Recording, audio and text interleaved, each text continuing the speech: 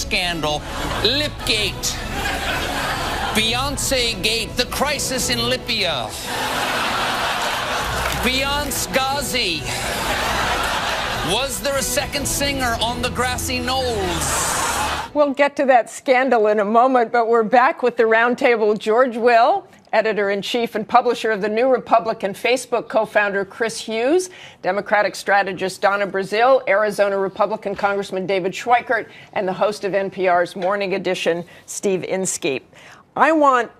Even though I want to talk about Beyonce, like right now, because I just saw that. Really important. We'll get to that in a moment. But so many were also struck in the inaugural, which now seems months back, doesn't it? It actually just happened this week, by the tone that President Obama took. It was very different. In fact, Speaker Boehner said this week. Listen to this. We're expecting here over the next 22 months to be the focus of this administration as they attempt to annihilate the Republican Party. And let me just tell you, I do believe that is their goal, to just shove us into the dustbin of history. Donna, is that the plan? Well, first of all, they've done a great job in basically annihilating themselves, no offense to you, young man. But the truth of the matter is, I thought the president's speech had a purpose. It had a strategy. It was to really motivate the country that we still have work to do, to seize the moment, so long as we seize the moment together. It's one of the first speeches that the president has given over the last 2 years that I could actually read and recite and memorize and really feel inspired by. I thought it was great to use Seneca and Selma and Stonewall to talk about the progress, the history, the common thing we share as Americans, our struggle for freedom and equality for all people. It was a great speech. He wasn't exactly reaching out to Republicans. He wasn't exactly reaching out to the middle. I know you're... Well, I appreciate you referring to me as young man, but the speech I heard was actually seemed to be to excite the base, the left side of the base. Look, where is the speech from 2008? Which President Obama do we get? Do we get the post-partisan, post-racial, the new embracing president, or do we get a president that's pandering to the left?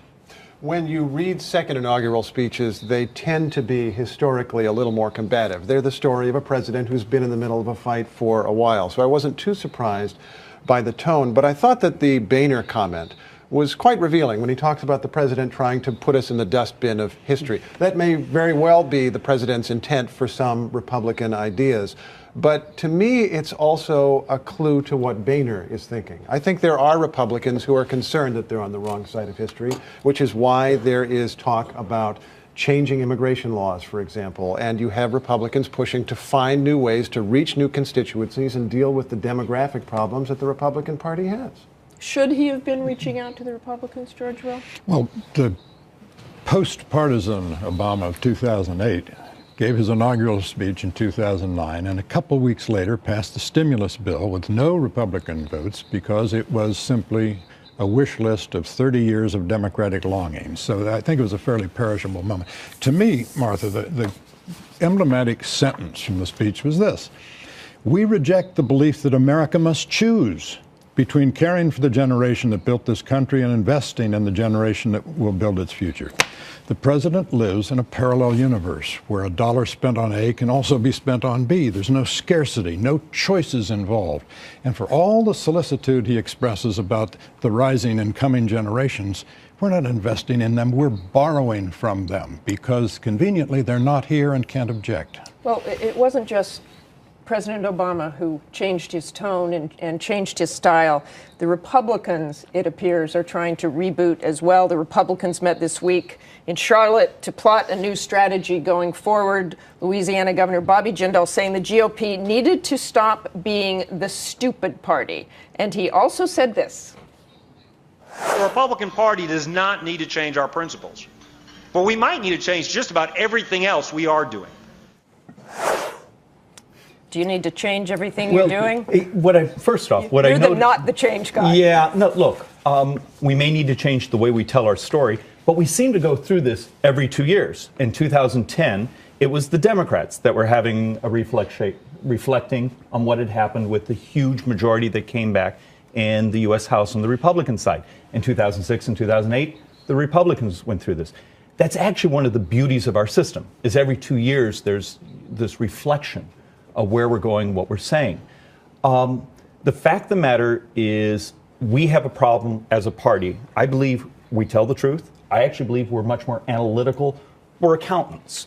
Sometimes, though, being an accountant doesn't pull the heartstrings, doesn't tell the story. That explains why the math has been so awful over the last 20 years. Well, are truthful. But what's wrong with we the people? I mean, the speech was a declaration of the sentiments expressed by our framers. It was a narrative of our past, our present, our future. The problem with the Republican Party is that there's only a past. There's no present, there's no Donna, future. Where I strongly disagree with you, it was a speech of how we're going to bankrupt young people, how we're going to destroy the future for young people. I want to bring Chris Hughes in here because, Chris, you had a pretty extraordinary interview with President Obama. He pointed out something that he thought was a problem with Republicans. He said in the interview that certain members of the media are hurting the Republican Party too.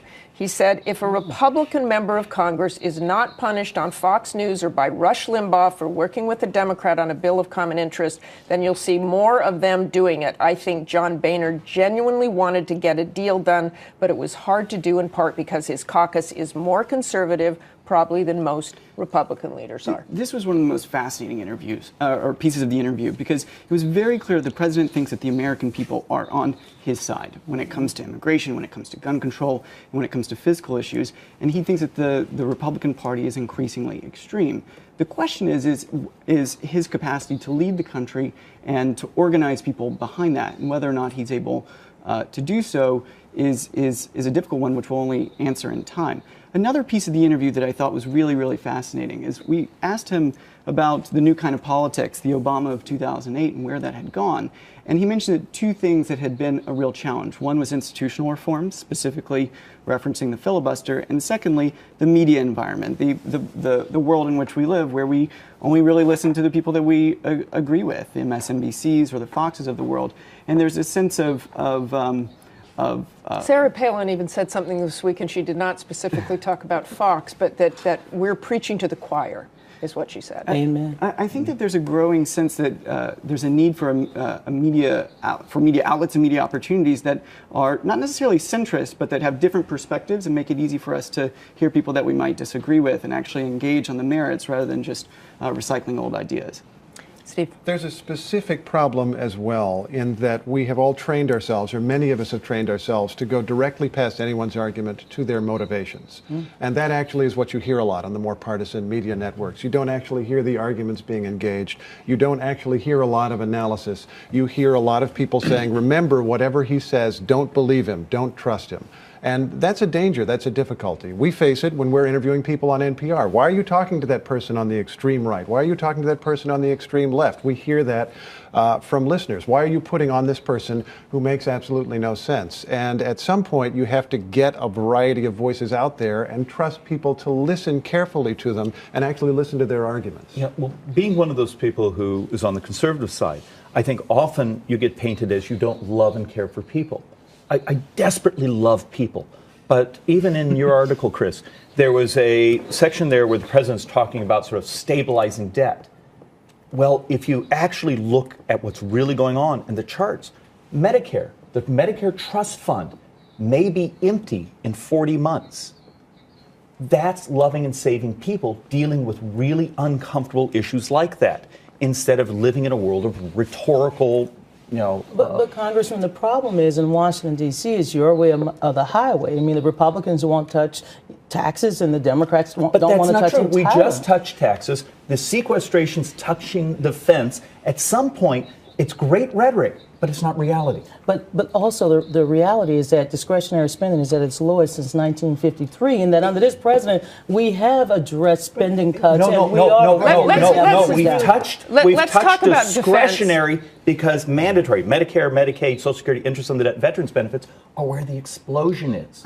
Aging population. I think it's been very clear that the administration, the president in particular, has gone to the table for a grand bargain several times, and it seems that much of the Republican caucus in the House has not accepted some of the sacred cows that the administration's put on the table. The president again talks about this in the interview in detail. George, again, quickly. I come back to rule of life. A dollar spent on A cannot be spent on B. You wonder why discretionary spending is so low? Because non-discretionary spending on entitlements is crowding out the Marine Corps, scientific research, everything else. And this is our future. We're going to be an assisted living home with an army. That's going to be the American government. And you've given me the perfect segue with Army and Marines to talk about what happened this week, lifting the ban on women in combat. There were all sorts of headlines this week lauding what happened, supporting what happened rather openly. George Will, you think it's a good idea?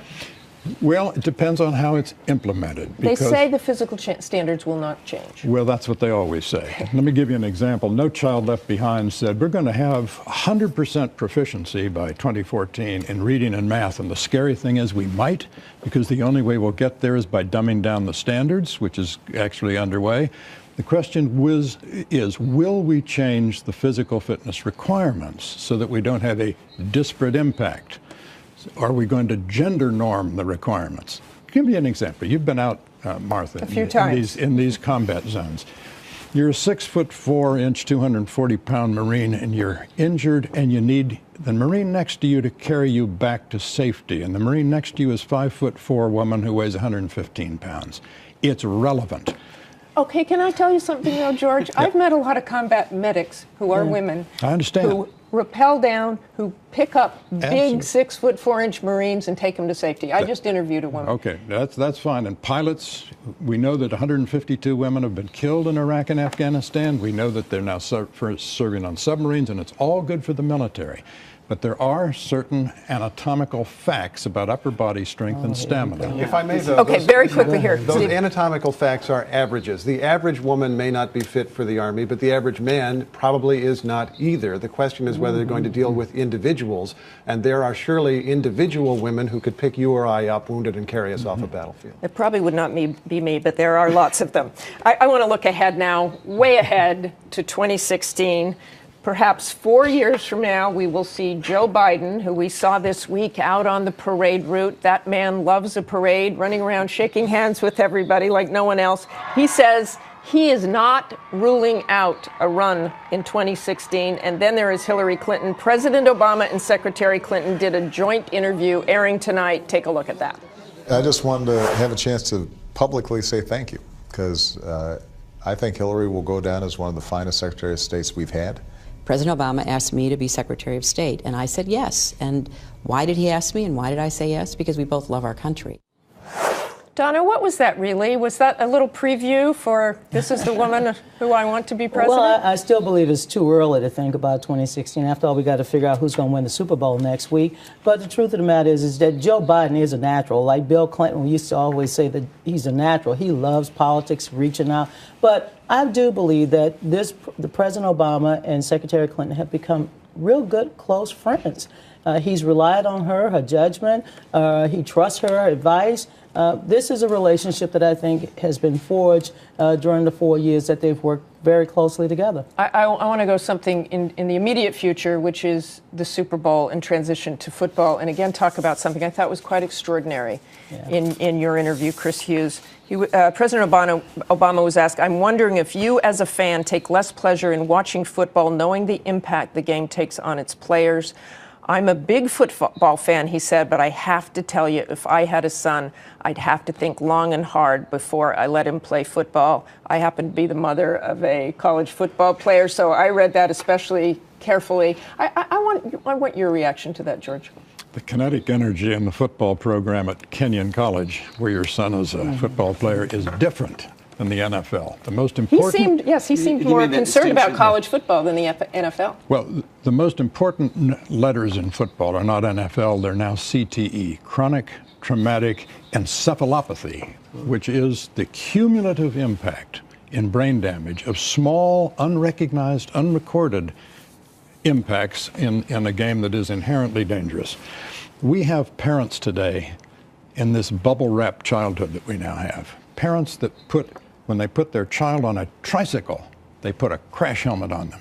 Are those parents really apt to let them play football? This is going to be a rebellion, like the president is speaking as a parent, from the bottom up, that is going to say, This game is just not suited to the human body. Steve, does it get nicer football, do you think? If the rules change and if there is this kind of upswell that you refer to, it can. But there's something deeply American about the violence of this sport. And this is what I mean by this. I think that there is a tendency, there's a very American tendency to sacrifice for the team, for the group, for the military unit, or even for the job. I read a book of short stories once that one of the main characters of one of the stories was an industrial worker whose face was disfigured by his work in the foundry, and he thought that was just part of the deal. I think that that is a deeply American tendency. I think if you put players out there, they're going to tend to want to sacrifice for the team, and that makes it hard. The next time we hear a sportscaster say of a football player prostrate on the field, he got his bell rung. Let's say he got a concussion. That would change it. This week. Okay, I got to quickly here, George, move on. All right. Because this is so important what I have to This move is on to. passion. Beyonce. It is passion from George Will. You get George Will on sports, there's passion. Finally, Beyonce's anthem. Does it matter whether she lip synced or not? And by the way, the Marine Corps band wasn't playing live either. Does it matter? Look, it gives you some sense of how absurd much of our politics have been when there's probably been as much press on Beyonce. I still look great, but that's what we're talking about. Okay, quickly, Donna, you got 15 seconds. She sounded wonderful. It was great. I loved it. I miss Aretha, though. Thanks to you all. A reminder, Chris Hughes will be sticking around to answer your Facebook questions for this week's Web Extra.